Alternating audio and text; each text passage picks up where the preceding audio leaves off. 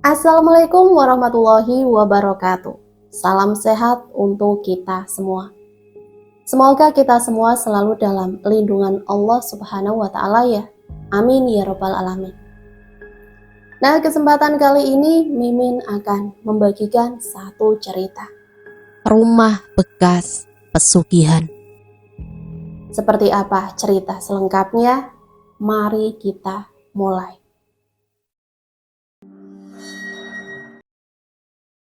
Berawal dari satu keluarga yang baru saja pindah ke rumah mewah, yang dimana keluarga itu terdiri dari 4 orang, yang tak lain adalah ayah, ibu, dan kakak beradik. Sebut saja Andi kakaknya dan Ica adiknya. Sebelum mereka memutuskan untuk tinggal di sana, rumah itu pernah ditinggali pemiliknya dan dibiarkan terbengkalai selama 8 tahun tanpa alasan yang jelas. Menurut keterangan warga sekitar, rumah tersebut didiami oleh seseorang yang kaya raya.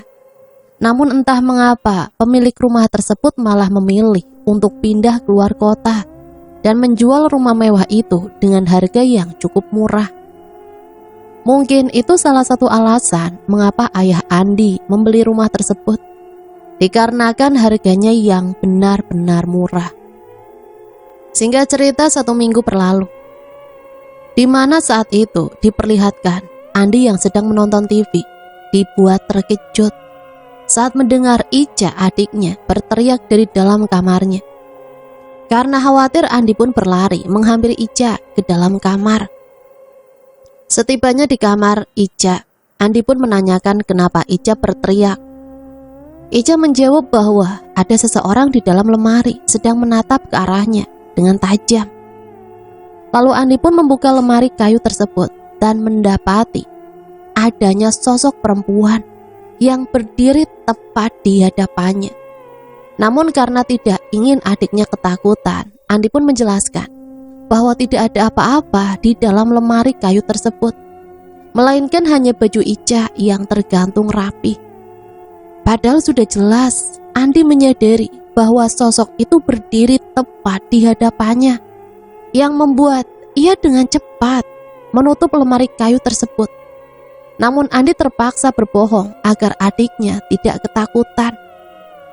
Dari sini kita tahu bahwa Andi adalah seorang indigo yang sudah bisa merasakan dan melihat hantu sejak usianya 3 tahun.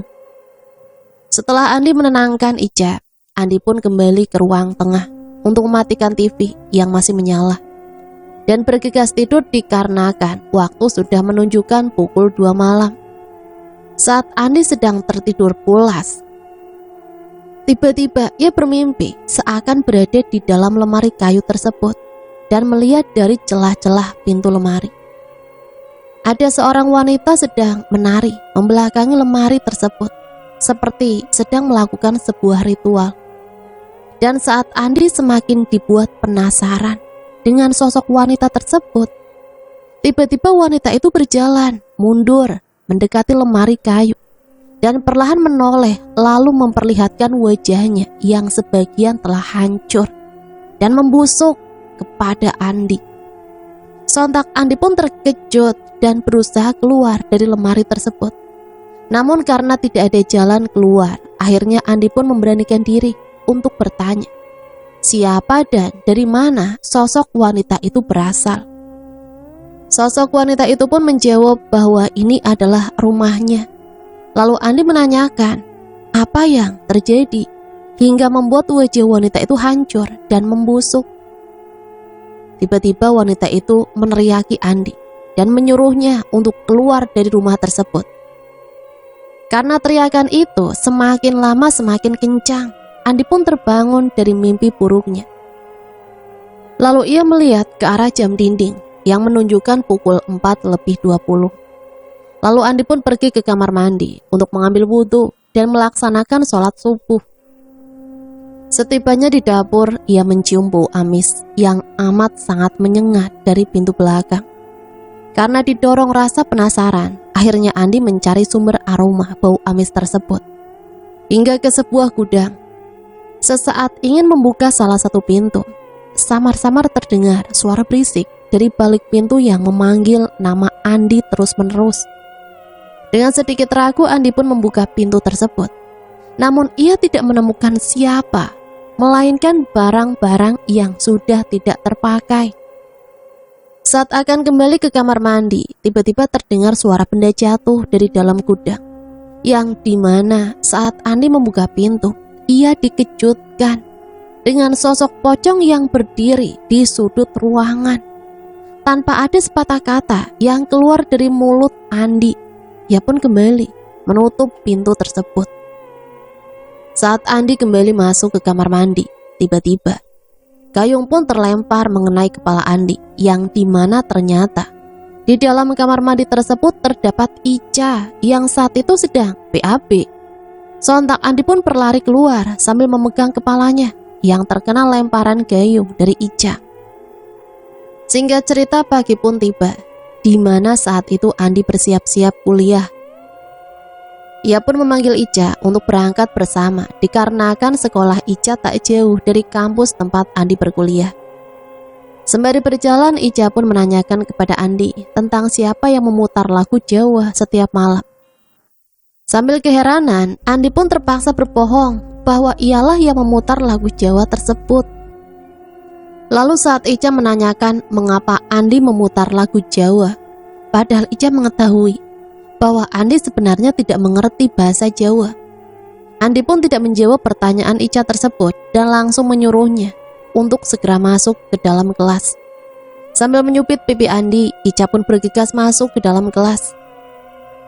Scene berpindah ke Andi, yang dimana saat itu ia kebelet pipis pun berlari ke kamar mandi yang ada di lorong kampus. Setelah dirasa lega, Andi kemudian mencuci muka di depan cermin yang ada di kamar mandi tersebut. Saat menatap ke arah cermin, tanpa sengaja ia melihat seorang wanita yang berdiri membelakanginya.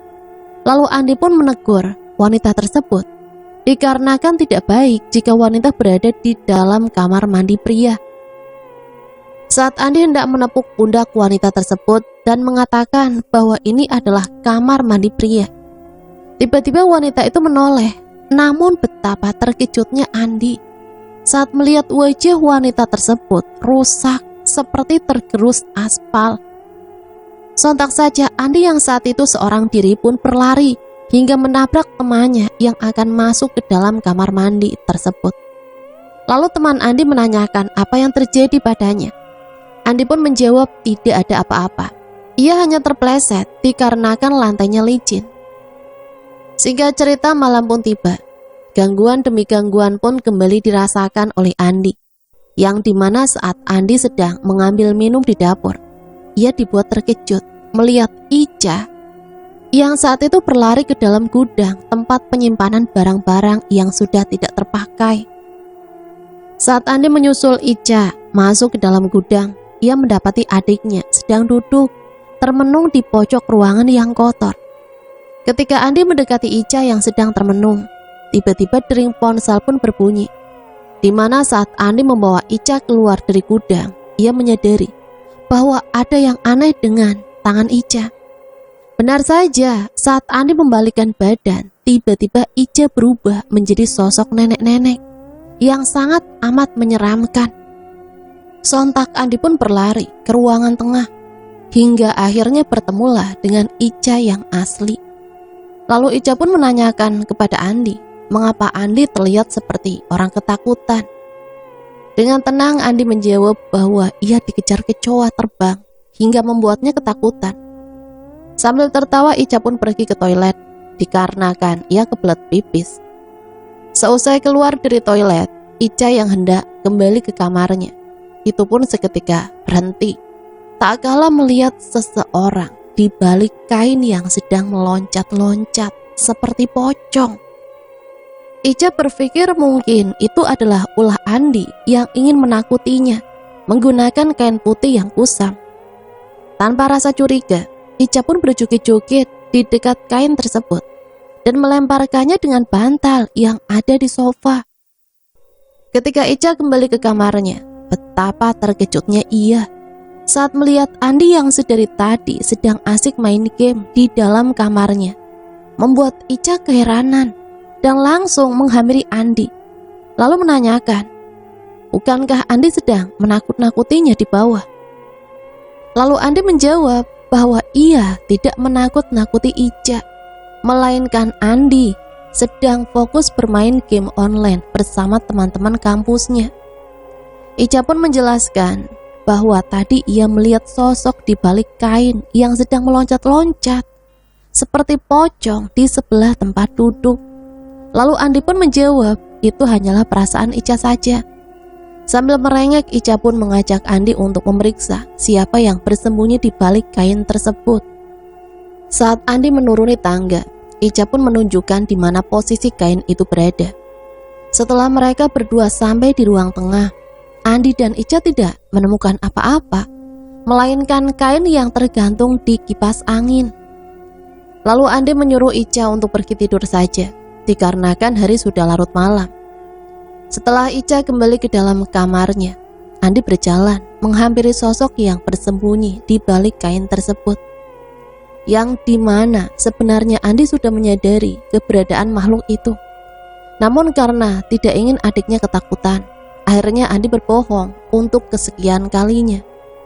Sambil berjalan perlahan, Andi pun menghampiri sosok tersebut dan bertanya, siapa dan dari mana makhluk itu berasal? Mengapa ia bisa sampai di rumah Andi? Makhluk itu pun menjawab bahwa ini adalah rumahku. Kamulah yang harus pergi dari sini. Tak berselang lama Andi dibawa ke alam bawah sadarnya, yang dimana ia diperlihatkan seseorang yang sedang melakukan sebuah ritual pesugihan menggunakan kepala manusia. Lalu ia melihat seseorang yang melakukan ritual tersebut menguburkan kepala manusia yang dijadikan tumbal tepat di ruangan tengah rumahnya. Karena kesal, Andi pun menghampiri seseorang itu dan hendak memukulnya menggunakan sebilah besi. Namun saat Andi mengayunkan besi dan ingin menghantam kepala seseorang tersebut, tiba-tiba ia kembali tersadar dan mendapati dirinya yang sedang tergeletak di lantai. Saat Andi berjalan menaiki tangga dan hendak kembali ke kamarnya, tiba-tiba terdengar suara musik tahun 70-an, yang dimana itu membuat Andi kesal dan langsung mencari sumber suara tersebut. Setelah menemukan tempat di mana suara itu berasal, Andi pun bergegas mematikan pemutar musik yang terlihat sangat amat kuno dan kusam. Keanehan pun tidak sampai di situ, yang dimana saat Andi sedang rebahan di kamarnya, tiba-tiba ia melihat darah yang mengalir dari bawah tempat tidurnya. Saat Andi memberanikan diri untuk melihat ke bawah tempat tidur, tiba-tiba muncul tangan yang menarik kepala Andi hingga Andi jatuh dari tempat tidurnya. Tak sampai di situ, saat Andi terjatuh, ia melihat sosok mengerikan yang memiliki tubuh seperti binatang dengan memakan bayi manusia. Sontak Andi yang panik pun berlari keluar kamar dan memutuskan untuk tidur di ruang tengah. Saat Andi sedang menonton TV, ia dikejutkan dengan kehadiran sosok pocong yang jatuh tepat di hadapannya, yang dimana hal itu jelas membuat Andi kaget dan berlari ke kamar Ica, lalu mengunci pintu kamar tersebut. Tak lama setelah Andi tidur di samping adiknya, tiba-tiba terdengar suara ketukan pintu, diiringi suara yang memanggil-manggil namanya. Lalu perlahan Andi pun mendekati pintu dan melihat siapa yang ada di depan pintu tersebut dari lubang kunci. Betapa terkejutnya ia saat mengetahui bahwa Ica yang aslilah yang mengetuk-ngetuk pintu tersebut. Ketika Andi menoleh ke tempat tidur, ternyata yang tidur di sampingnya bukanlah Ica, melainkan sosok wanita yang sempat ia lihat dalam mimpinya kemarin. Lalu Andi pun keluar dengan muka pucat dan keringat yang bercucuran. Sontak saja Ica menanyakan apa yang sebenarnya terjadi kepada kakaknya itu. Dengan sedikit gemetaran, Andi pun menjelaskan bahwa di kamar Ica banyak sekali tikus yang membuatnya harus kewalahan untuk mengusirnya. Dengan sedikit curiga, akhirnya Ica mempercayai apa yang diucapkan oleh kakaknya tersebut. Andi yang dibuat semakin dilema pun menelpon orang tuanya untuk membawa mereka pindah dari sana. Dengan alasan Andi tidak nyaman berada di rumah tersebut. Namun karena orang tua Andi sedang berada di luar negeri untuk menghadiri rapat penting dalam bisnisnya, maka dari itu akhirnya menyuruh Andi dan Ica untuk bersabar dan tinggal terlebih dahulu di rumah tersebut untuk beberapa bulan ke depan. Namun saat Andi menutup teleponnya, tiba-tiba ia merasakan pusing dan mual. Yang dimana saat itu juga ia langsung berlari ke toilet. Di tengah rasa mual dan pusing yang semakin lama semakin menyiksa, akhirnya Andi pun pingsan dan tidak sadarkan diri di dalam kamar mandi. Lalu Ica pun terkejut saat mendapati kakaknya tergeletak di kamar mandi. Langsung menelpon temannya yang bernama Tio. Singkat cerita, Tio yang saat itu sudah berada di depan rumah Ica pun langsung dipersilahkan masuk ke dalam rumah. Di tengah perbincangan mereka berdua, Andi pun mulai sadarkan diri. Lalu Tio memperkenalkan dirinya kepada Andi, yang dimana Andi terlihat sangat ramah dan berterima kasih karena Tio sudah mau berkunjung ke rumahnya. Lalu Andi menanyakan apakah tempat tinggal Tio jauh dari rumahnya. Lalu Tio menjawab bahwa ia tinggal di desa sebelah, yang kebetulan tidak terlalu jauh dari rumah Andi. Dikarenakan hari sudah mulai gelap, Andi pun menyuruh Tio untuk bermalam saja di rumahnya dan pulang esok pagi. Karena hujan yang begitu deras, akhirnya Tio pun mengiyakan permintaan Andi. Singkat cerita, kita diperlihatkan Andi dan Tio yang sedang asik main game dibuat kaget saat mendengar suara dentuman yang begitu keras dari dalam gudang. Andi langsung berlari menghampiri Ica di kamarnya, takut terjadi apa-apa terhadapnya. Saat Andi membuka pintu, ternyata adiknya sedang tertidur pulas. Lalu Andi dan Tio mencari sumber suara dentuman itu berasal, yang dimana ternyata itu adalah sebuah drum atau gentong yang terjatuh disebabkan oleh seekor kucing. Tetapi saat Tio melihat ke arah pintu belakang, tanpa sengaja ia melihat sosok perempuan yang sedang duduk di tepian sumur. Lalu Tio pun memberitahu Andi, yang dimana Andi langsung menghampiri sosok wanita tersebut. Tio mencoba memanggil sosok perempuan itu, namun sosok itu tidak menjawab pertanyaannya. Saat Tio berusaha mendekati sosok tersebut, tiba-tiba saja wanita itu melompat ke dalam sumur, yang dimana hal itu membuat Andi dan Tio menjadi panik. Mereka berdua pun berusaha menolong wanita tersebut menggunakan tali yang ada di dalam gudang. Ketika sosok itu mulai mencengkram tali, Tio dan Andi pun secepat mungkin menarik wanita tersebut keluar dari sumur. Tapi saat wanita itu berhasil dikeluarkan, mereka berdua pun harus lari terbirit-birit saat mengetahui bahwa yang mereka tolong bukanlah manusia, melainkan hantu wanita yang memiliki wajah hangus seperti terbakar.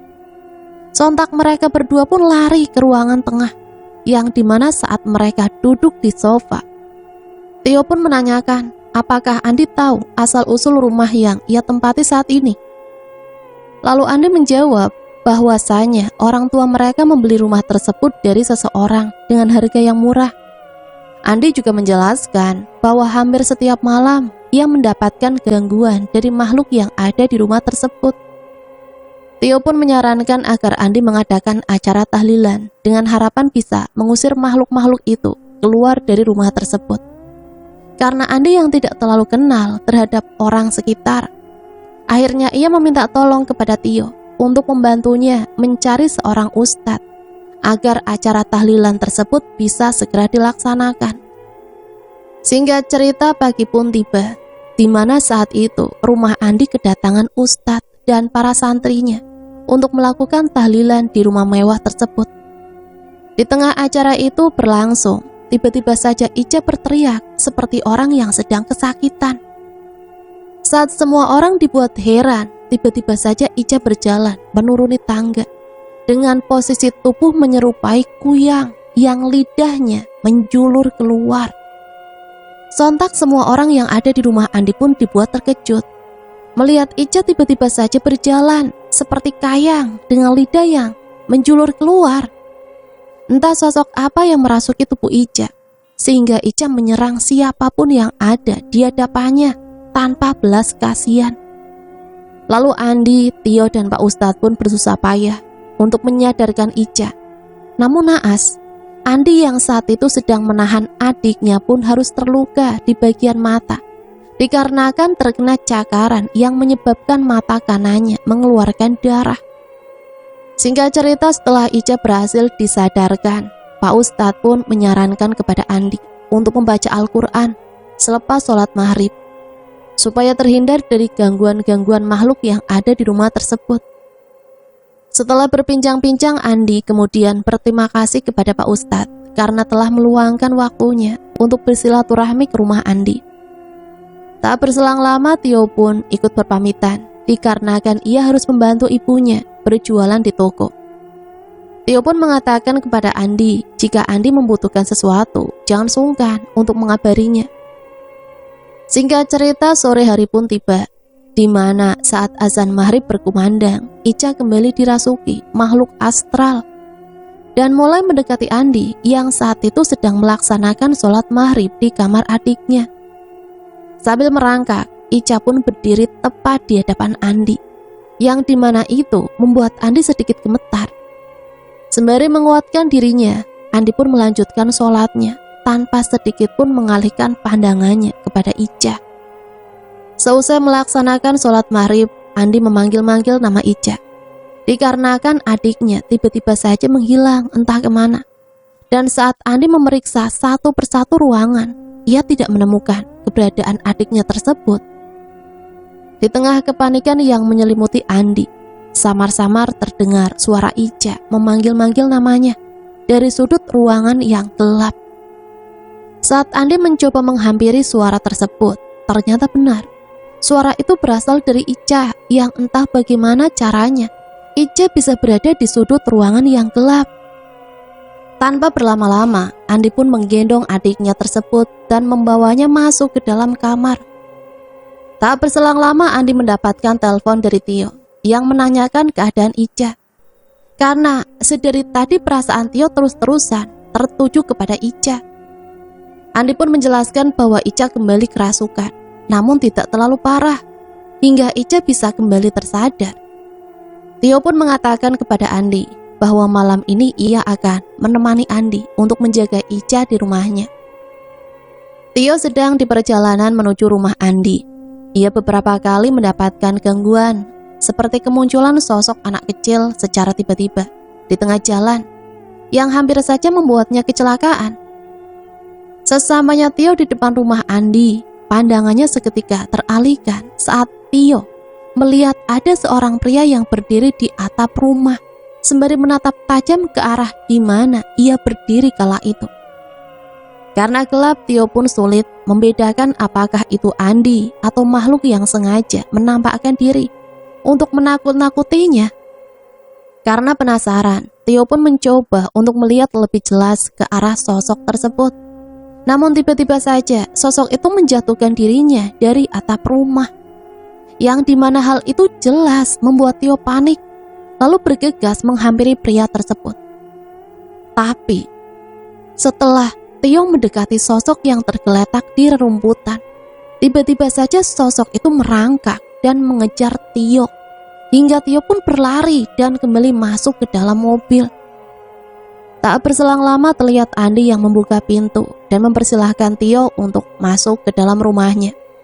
Lalu Tio pun memberitahu Andi bahwa ia baru saja dikejar oleh sosok aneh yang merangkak seperti binatang. Lalu Andi berusaha menenangkan Tio dengan memberikannya segelas air. Setelah keadaan sedikit tenang, Andi pun menanyakan kabar orang tua Tio, apakah mereka baik-baik saja. Tio pun menjelaskan bahwa gangguan demi gangguan hanya ia rasakan seorang diri dan tidak melibatkan orang tuanya. Andi yang merasa bersalah pun meminta maaf kepada Tio, karena secara tidak langsung Tio ikut terkena teror dari makhluk-makhluk yang ada di rumahnya tersebut. Lalu Tio menjelaskan mengapa ia selalu membantu Andi, dikarenakan Tio telah menganggap Andi sebagai saudaranya sendiri. Mungkin itu alasan mengapa Tio selalu ada di saat Andi membutuhkannya. Singkat cerita, waktu menunjukkan pukul 1:15 malam, yang dimana saat Andi tertidur di sofa, Tio mendengar suara langkah kaki dari lantai atas. Tio berpikir mungkin suara langkah kaki tersebut berasal dari Ica yang saat itu tidak bisa tidur. Namun saat Tio memanggil-manggil nama Ica dari bawah tangga, tiba-tiba suara langkah kaki tersebut perlahan menghilang. Tanpa berpikir yang aneh-aneh, Tio pun bergegas untuk kembali tidur. Baru saja Tio memejamkan matanya, suara langkah kaki itu kembali terdengar. Namun anehnya, kini suara itu sangat amat jelas. Seperti ada seorang yang sedang berlari-lari dari satu ruangan ke ruangan lainnya. Karena rasa penasarannya yang begitu besar, Tio pun membangunkan Andi untuk memeriksa di mana sumber suara langkah kaki itu berasal. Namun karena Andi tak kunjung bangun, akhirnya Tio memutuskan untuk memeriksanya seorang diri. Perlahan Tio menaiki tangga dan mulai menyusuri ruangan demi ruangan.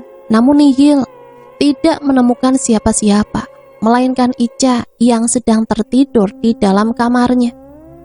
Karena dirasa tidak menemukan apa-apa, Tio pun bergegas kembali ke sofa untuk melanjutkan tidurnya. Akan tetapi, saat Tio melewati kamar Ica untuk kedua kalinya, samar-samar ia mendengar suara seperti ada seseorang yang sedang memainkan sesuatu dari dalam kamar Ica. Tio pun memberanikan diri untuk masuk dan mengecek dari mana suara itu berasal.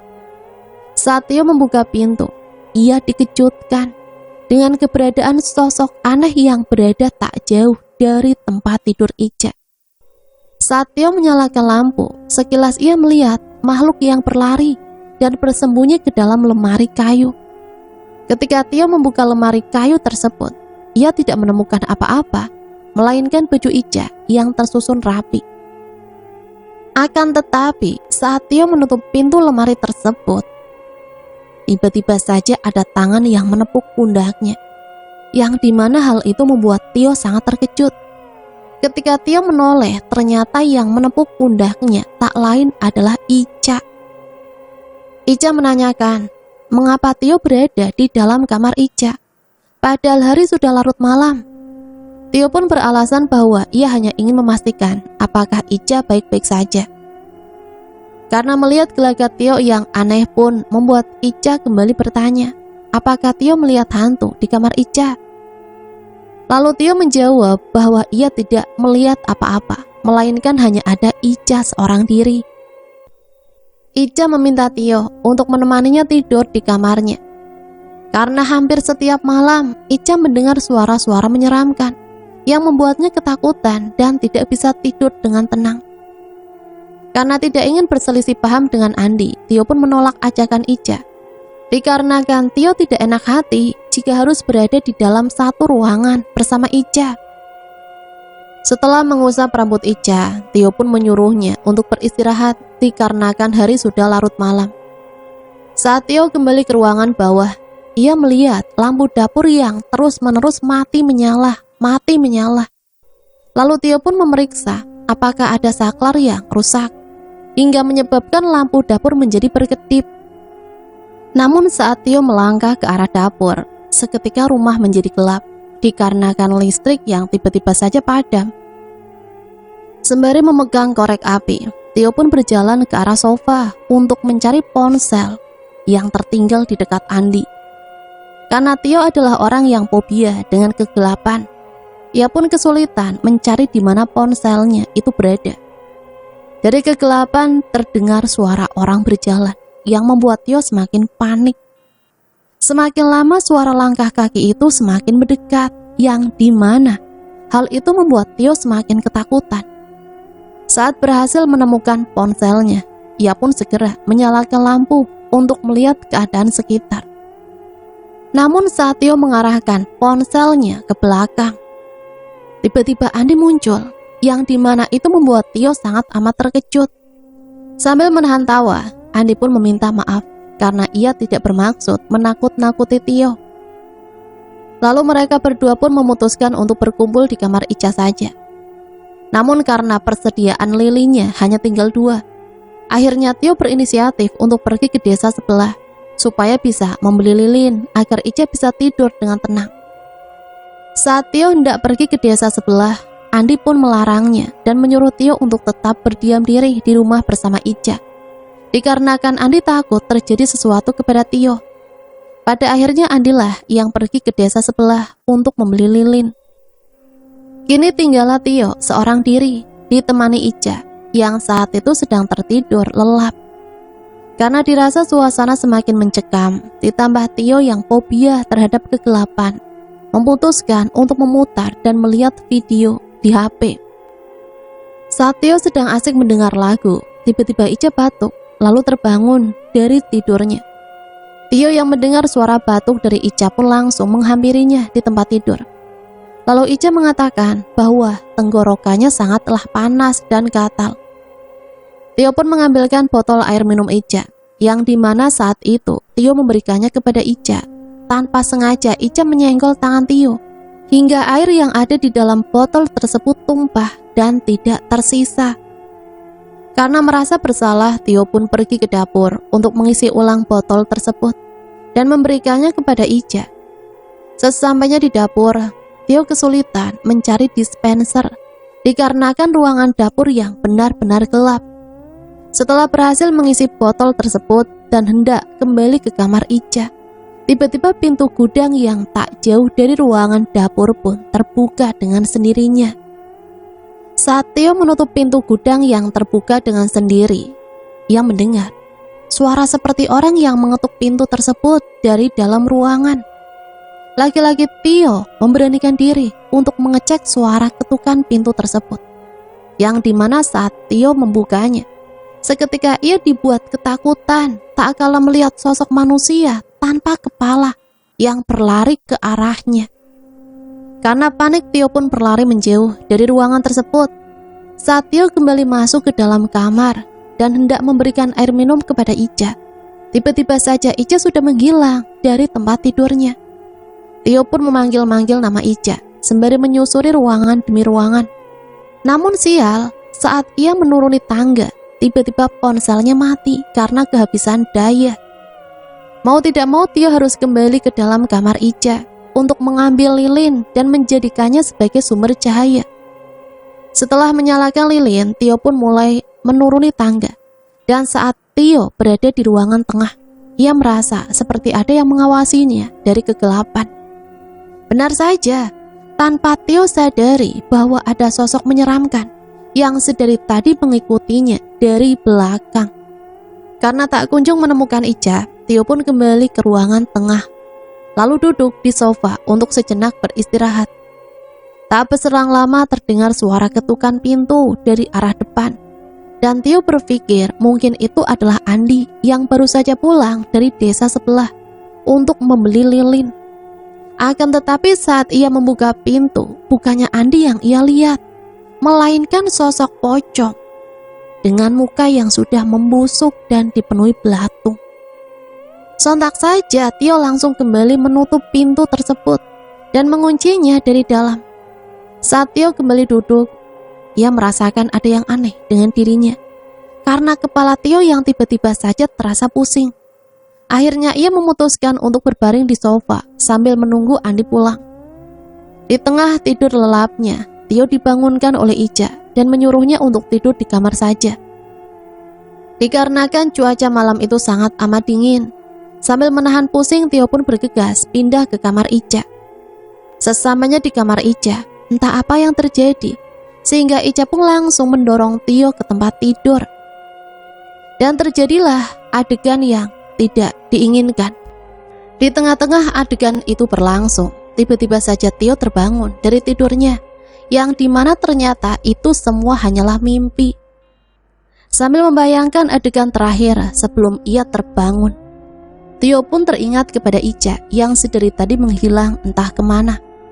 Kemudian Tio bergegas untuk mencari Ica yang belum diketahui keberadaannya.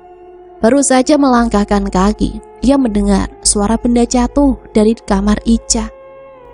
Saat Tio memeriksa kamar Ica, laki-laki tidak ada siapapun kecuali jendela yang terbuka lebar. Tak berselang lama terdengar Andi yang mengetuk pintu dan memanggil-manggil nama Tio, membuat ia seketika langsung turun ke bawah untuk membuka pintu. Saat Andi masuk, Tio dengan panik pun mengatakan bahwa ketika Andi keluar rumah, Ica tiba-tiba menghilang dari kamarnya. Sontak Andi pun langsung berlari ke kamar Ica untuk memastikan apakah betul yang diucapkan oleh Tio. Namun saat mereka berlari masuk ke kamar Ica, Andi mendapati adiknya yang sedang tertidur di dalam kamarnya. Sempat terjadi selisih paham antara Andi dan Tio, hingga akhirnya mereka semua berkumpul lagi di dalam satu ruangan. Tak terasa jam menunjukkan pukul 3 dini hari, yang mana terlihat Tio yang kelelahan pun tertidur di samping Andi. Karena merasa bahwa dirinya terlalu berlebihan kepada Tio, Andi pun memberikan selimut agar dia tidak kedinginan. Andi yang kebelet buang air kecil pun menyalakan lilin dan pergi ke kamar mandi. Setelah buang air kecil, Andi yang merasa bahwa ada seseorang yang mengikutinya pun dengan refleks membalikkan badannya ke belakang. Tapi ia tidak melihat siapapun dan berpikir mungkin itu hanya perasaannya saja. Namun Andi salah, ternyata sedari tadi ia dipuntuti makhluk mengerikan yang bentuknya seperti manusia, namun berjalan seperti binatang. Samar-samar terdengar suara aneh dari arah belakang, yang semakin lama suara itu semakin mendekat. Saat Andi menghentikan langkahnya untuk mendengarkan lebih jelas, tiba-tiba Andi merasakan ada sesuatu yang merayap di kakinya, yang dimana saat Andi menunduk, ia melihat ada tangan besar berwarna hitam yang sedang memegangi kaki kanannya. Sontak saja Andi langsung melepaskan cengkeraman tersebut. Namun naas, kakinya harus terluka akibat terbentur tembok yang runcing. Di sela darah yang terus mengalir, Andi pun berusaha mencari kotak P3K untuk mengobati lukanya tersebut. Namun karena kaki kanannya terluka, Andi sedikit kesulitan mencari di mana kotak P3K itu berada. Karena tak kunjung menemukan kotak tersebut, akhirnya Andi memutuskan untuk mengikuti kaki kanannya menggunakan kain supaya tidak terus-menerus mengeluarkan darah. Lalu Andi pun berusaha menaiki tangga agar bisa kembali berkumpul bersama Ica dan Tio. Namun karena darah Andi yang bercucuran di lantai, membuat makhluk-makhluk astral berdatangan untuk menghirup aroma amis dari darah tersebut. Saat Andi hendak menaiki tangga, datanglah Tio yang sedari tadi khawatir karena Andi tiba-tiba saja menghilang dari kamar. Kemudian Tio merangkul Andi dan membawanya ke dalam kamar Ica. Setibanya di kamar, mereka berdua melihat Ica yang sedang duduk seorang diri sambil memegangi kepalanya. Lalu Ica pun menangis melihat kondisi kakaknya yang berlumuran darah tersebut. Lalu Tio menitipkan Andi kepada Ica, dikarenakan Tio harus turun ke bawah untuk mengambil obat-obatan yang ada di dalam mobilnya.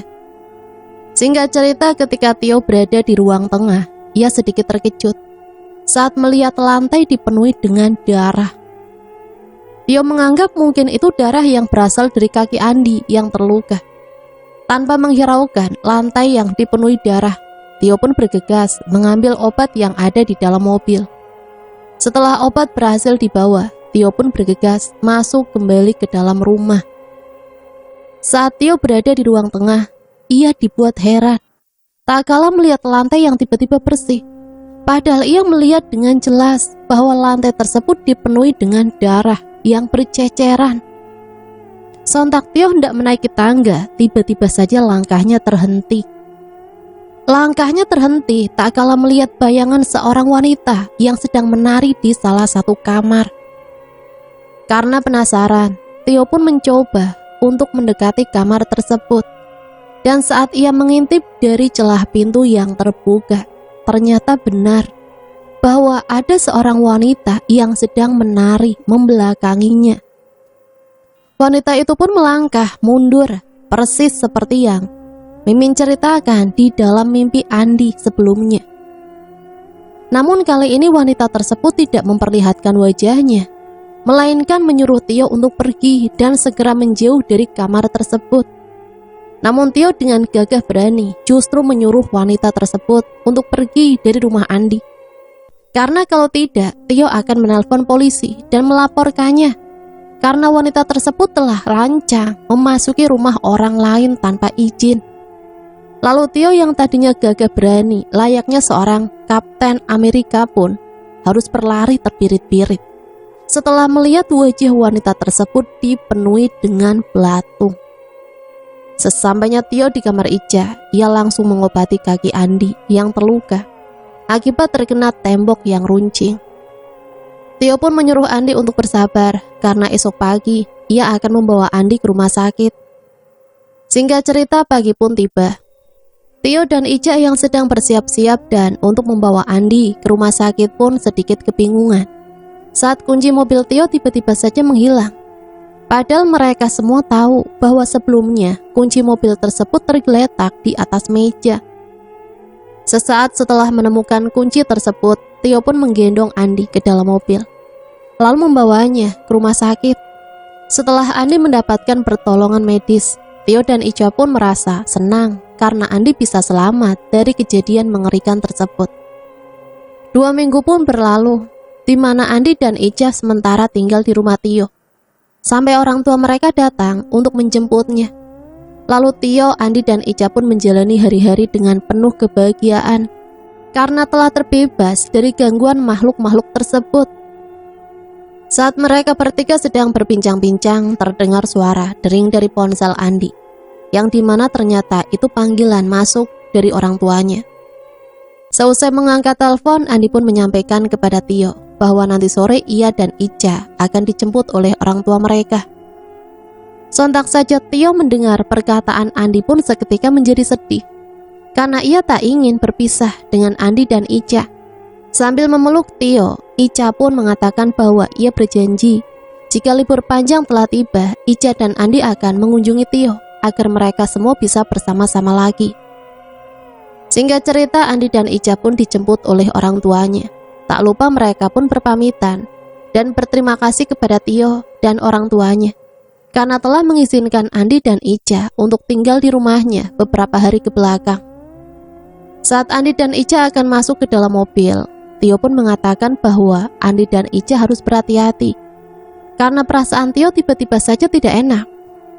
Andi menjawab bahwa ia akan selalu waspada dalam kondisi apapun. Singkat cerita, saat Andi dan Ica sedang di perjalanan untuk pulang ke kampung halamannya bersama kedua orang tuanya, tiba-tiba saja si supir banting setir karena ia melihat seperti ada anak kecil yang menyeberang tepat ketika mobil sedang melaju kencang. Sontak saja mobil yang Andi naiki mengalami kecelakaan hebat, yang dimana orang tua Andi harus meninggal dunia di lokasi kejadian. Andi yang saat itu tidak sadarkan diri pun segera dilarikan ke rumah sakit. Beruntung Ica hanya mengalami luka ringan di bagian tangan dan kepala, yang membuatnya menjadi satu-satunya saksi atas insiden kecelakaan maut tersebut. 2 hari berlalu, di mana Ica yang masih trauma atas kematian orang tuanya, tidak pernah mengeluarkan sepatah kata pun dari mulutnya, dan lebih memilih untuk mengurung dirinya di dalam kamar. Andi yang tidak tega melihat kondisi Ica yang semakin hari semakin memburuk, akhirnya menghubungi Tio melalui telepon dan memberinya kabar bahwa Andi akan membawa Ica untuk mengunjungi Tio. Namun setelah menutup telepon, ia merasa ada yang janggal dengan suara Tio yang terdengar sangat berbeda dari sebelumnya. Tanpa berpikir yang aneh-aneh, Andi pun mengemas baju dan bersiap untuk membawa Ica berlibur di rumah Tio. Singkat cerita, Andi dan Ica sampai di rumah Tio. Kedatangan mereka berdua pun disambut hangat oleh Tio bersama orang tuanya. Tio yang ikut bersedih atas kejadian yang menimpa keluarga Andi pun berusaha menguatkan Ica agar Ica itu tidak lagi bersedih dan bisa mengikhlaskan kepergian orang tuanya. Namun Ica yang teringat akan insiden tersebut hanya bisa murung dan tidak mau berkomunikasi dengan siapapun. Saat hari menjelang sore, Andi berjalan-jalan di sekeliling rumah Tio untuk menenangkan diri dari masalah yang sedang ia hadapi. Tak berselang lama Tio pun menghampiri Andi yang mengajaknya masuk. Dikarenakan sebentar lagi azan maghrib akan berkumandang. Singkat cerita, malam pun tiba. Andi yang teringat dengan laptopnya yang tertinggal di rumah mewah tersebut pun berniat untuk mengambilnya. Karena di laptop tersebut berisikan skripsi yang telah Andi selesaikan. Lalu Tio pun menghampiri Andi dan mengatakan lebih baik ia mengambilnya esok pagi saja. Karena seperti yang kita tahu, rumah mewah tersebut dipenuhi oleh makhluk-makhluk astral. Namun Andi tetap kekeh untuk mengambilnya malam itu juga. Karena tidak ingin terjadi sesuatu kepada Andi, Tio pun memutuskan untuk ikut bersama Andi. Namun Tio tidak mau masuk, melainkan hanya menunggu di gerbang saja. Saat mereka berdua sampai di gerbang dan hendak masuk ke dalam rumah mewah tersebut, entah mengapa perasaan Tio sangat tidak enak. Lalu Andi pun bergegas masuk untuk mengambil laptop yang tertinggal di kamarnya. 2 jam berlalu, Andi yang tak kunjung keluar pun membuat Tio sangat cemas dan bergegas menyusulnya ke dalam rumah tersebut. Sambil mengucap salam, perlahan Tio melangkah masuk dan saat ia berada di ruang tengah, tiba-tiba terdengar suara orang berlari dari ruangan atas. Tio yang khawatir terhadap Andi pun berlari untuk memastikan apakah Andi baik-baik saja. Andi yang ternyata ia sudah keluar dari rumah tersebut dan mencari keberadaan Tio di halaman depan. Tanpa Andi sadari, Tio kini terjebak di dalam rumah mewah tersebut. Ketika Tio masuk ke dalam kamar, ia mendapati Andi yang sedang termenung di tempat tidurnya. Lalu Tio pun mengajak Andi untuk segera pulang, dikarenakan hari sudah larut malam. Akan tetapi saat Tio menghampiri sosok yang menyerupai Andi, tiba-tiba ia mendengar suara seseorang yang memanggil-manggil namanya dari luar rumah. Saat Tio menoleh ke arah jendela, betapa terkejutnya ia tak kalah melihat Andi yang sedang melambaikan tangan kepada Tio dari luar rumah. Kemudian saat Tio kembali menoleh ke arah sosok yang sedang termenung di atas tempat tidur, tiba-tiba saja sosok itu menghilang, bagaikan ditelan bumi. Ia pun bergegas keluar dari kamar tersebut. Namun secara mengejutkan, muncul sosok aneh dari bawah tempat tidur Andi, yang dimana itu membuat Tio ketakutan dan berlari terbirit-birit. Ketika Tio hendak keluar rumah, entah mengapa pintu tidak bisa dibuka, seperti ada yang menguncinya dari luar. Tio pun berteriak meminta pertolongan dari Andi. Namun karena posisi Andi berada di gerbang, ia tidak bisa mendengar teriakan Tio. Tio pun berlari ke arah jendela supaya suaranya bisa terdengar oleh Andi. Setelah Tio memanggil nama Andi, akhirnya Andi mendengar dan secepatnya membantu Tio keluar dari sana. Namun karena pintunya tidak bisa dibuka, Andi menyarankan Tio untuk pergi ke ruangan belakang. Karena itulah satu-satunya jalan agar Tio bisa keluar dari ruangan tersebut. Tanpa membuang waktu, Tio bergegas menuju ruang belakang. Akan tetapi Tio yang menyadari bahwa jalan menuju pintu belakang tidaklah mudah. Akhirnya Tio membawa sebilah besi untuk ia jadikan senjata guna berjaga-jaga jika nanti ada ancaman yang ingin mencelakainya. Benar saja, saat Tio sampai di ruangan tengah, ia sudah disambut oleh makhluk besar berwarna hitam dengan gigi tajam yang terlihat sangat mengerikan. Tio pun berjalan perlahan untuk menghindari sosok besar tersebut.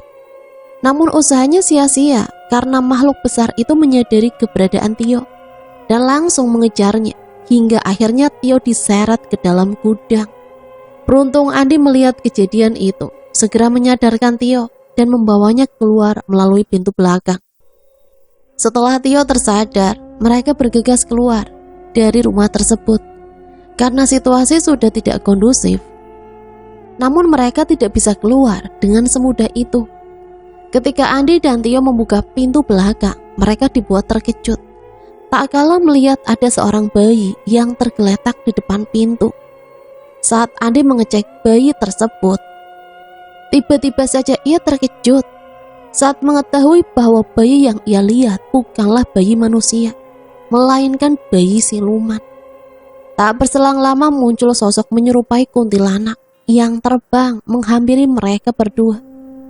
Sontak saja Andi dan Tio pun berlari, hingga menyebabkan mereka berdua harus terpisah satu sama lain.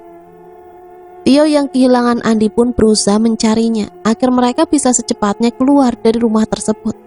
Begitupun dengan Andi, yang dimana ia masih dikejar-kejar oleh sosok yang terbang. Andi memutuskan untuk bersembunyi di kamar Ica.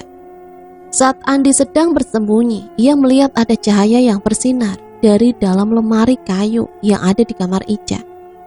Karena penasaran, Andi pun memeriksa cahaya apakah yang keluar dari dalam lemari kayu tersebut. Namun lagi-lagi ia terbawa ke dimensi alam bawah sadarnya, yang dimana dari situ Andi mengetahui bahwa rumah mewah tersebut dulunya digunakan untuk melakukan pesugihan kepada iblis. Ketika Andi mencari tahu siapa dalang di balik semua ini, alangkah terkejutnya ia saat mengetahui bahwa orang tua mereka lah yang melakukan pesugihan tersebut. Sambil menangis meratapi hidupnya yang berantakan, Andi pun kembali tersadar dan bergegas mencari Tio agar mereka berdua bisa keluar dari rumah tersebut. Akan tetapi saat Andi hendak mencari Tio, tiba-tiba terdengar suara gemuruh yang berasal dari ruangan belakang. Sontak saja Andi yang mendengar suara gemuruh tersebut langsung berlari untuk memeriksanya. Namun lagi-lagi ia dibuat dilema, tak kalah menemukan Tio yang sudah tak bernyawa, dengan posisi terjepit di antara puing-puing bangunan yang ambruk. Sambil berjalan lesu, Andi pun berusaha keluar dari rumah tersebut.